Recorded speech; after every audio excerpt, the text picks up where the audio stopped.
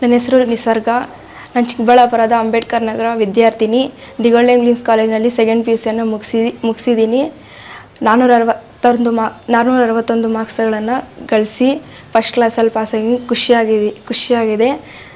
ಮೊದಲನೇದಾಗಿ ಪ್ರದೀಪ್ ಈಶ್ವರ್ ಸರ್ಗೆ ಧನ್ಯವಾದಗಳನ್ನು ತಿಳಿಸುತ್ತೇನೆ.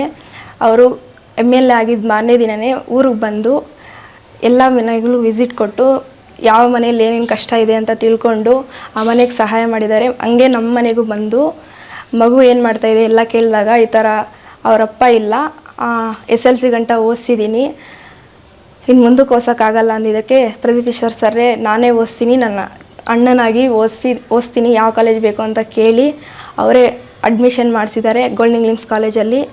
ಇವಾಗ ನಾನು ಸೆಕೆಂಡ್ PUCಯಲ್ಲಿ ಪಾಸಾಗಿ ಖುಷಿಯಾಗಿದ್ದೀನಿ.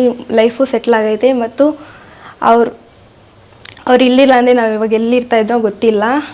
ಅವರಿರೋದಕ್ಕೆ ಇವಾಗ ಸೆಕೆಂಡ್ PUC ಪಾಸಾಗಿ ಮುಂದಕ್ಕೆ ಅವರೇ ಓದಿಸ್ತಾರೆ, ಮುಂದಕ್ಕೂ ಓದಿಸ್ತಾರೆ.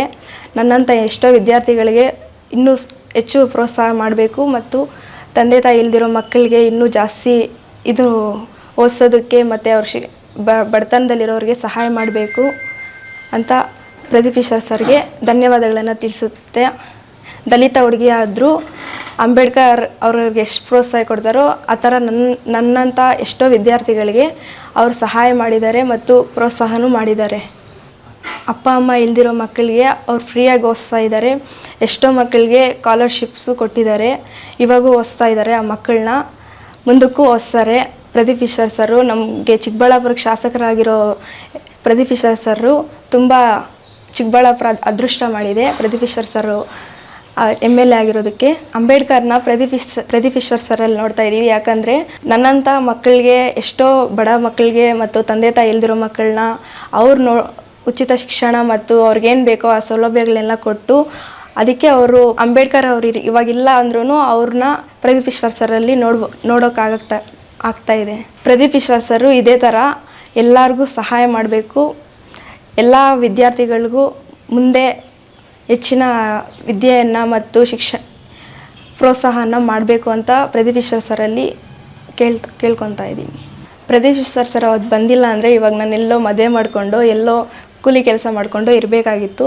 ಅವರು ಅವತ್ತು ಬಂದು ನಾನು ಓದಿಸಿರೋದಕ್ಕೆ ಇವಾಗ ಈ ಸೆಕೆಂಡ್ PUC ಪಾಸಾಗಿ ಮುಂದಕ್ಕೆ ಹೋಗ್ತಾ ಇದ್ದೀನಿ. ಇಲ್ಲ ಅಂದಿದ್ರೆ ಇವಾಗ ಎಲ್ಲೋ ಮದುವೆ ಮಾಡಿಕೊಂಡು ಇರಬೇಕಾಗಿತ್ತು. ಪ್ರದೀಪ್ ಈಶ್ವರ್ ಸರ್ ಇದೇ ಥರ ಎಲ್ಲ ಹೆಣ್ಮಕ್ಳಿಗೂ ಸಹಾಯ ಮಾಡಬೇಕು. ಅವ್ರ ಥರ ನಾನು ಬೇರೆಯವ್ರಿಗೂ ಸಹಾಯ ಮಾಡಬೇಕು. ಅದು ನನ್ನ ಮನಸ್ಸಲ್ಲಿದೆ. ಮುಂದಕ್ಕೂ ಅವ್ರ ಥರ ನಂತರ ಇನ್ನಷ್ಟು ಹೆಣ್ಮಕ್ಳು ಸಹಾಯ ಮಾಡಬೇಕು ಮತ್ತು ಪ್ರದೀಪ್ ಈಶ್ವರ್ ಸರು ಇನ್ನೂ ಮುಂದಕ್ಕೆ ಇದೇ ಥರ ಹೆಣ್ಮಕ್ಳಿಗೆ ಆಗಲಿ ಯಾರಿಗೇ ಆಗಲಿ ಸಹಾಯ ಮಾಡಬೇಕು ಅಂತ ಅವರಲ್ಲಿ ಕೇಳ್ತಾ ಇದ್ದೀನಿ. ನನ್ನ 2 ಮಾತುಗಳನ್ನ ಮುಗಿಸ್ತಾ ಇದ್ದೀನಿ.